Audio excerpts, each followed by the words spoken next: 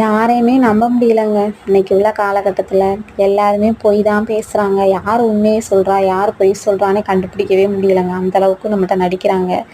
எல்லா ரிலேஷன்ஷிப்லேயுமே எல்லாருமே பொய் தாங்க பேசுகிறாங்க. நம்ம தான் அவங்கள நல்லவங்கன்னு நினச்சி நம்பிக்கிட்டு இருக்கோம்.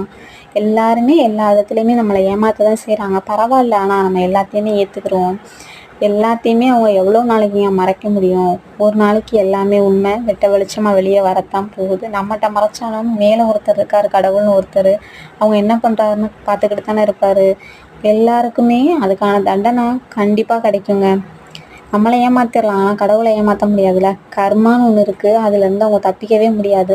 நம்மகிட்டேருந்து அவங்க தப்பிச்சிடலாம், ஆனால் கர்மா அப்படிங்கிறதுலேருந்து அவங்க தப்பிக்கவே முடியாது. நம்ம என்ன செய்கிறோமோ அதை விட அவங்களுக்கு டபுள் மடங்கு கடவுள் தண்டனை கொடுப்பாரு. ஏன் அந்த தப்பை செஞ்சோம் அப்படிங்கிற அளவுக்கு அவங்க ரொம்ப வருத்தப்படுற அளவுக்கு அந்த கர்மாங்கிறது கண்டிப்பாக நடக்குங்க.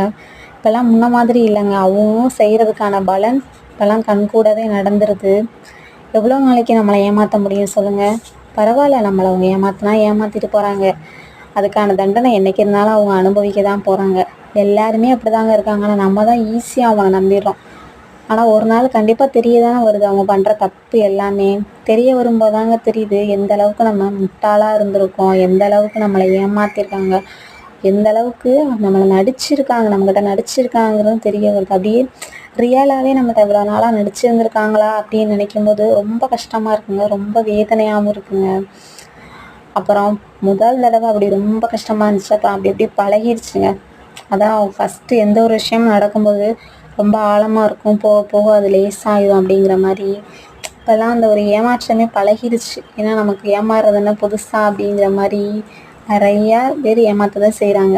அந்த மாதிரி எல்லாரும் சொல்கிறதையும் நம்ம உண்மையை நம்பிட்டுருக்கோம்.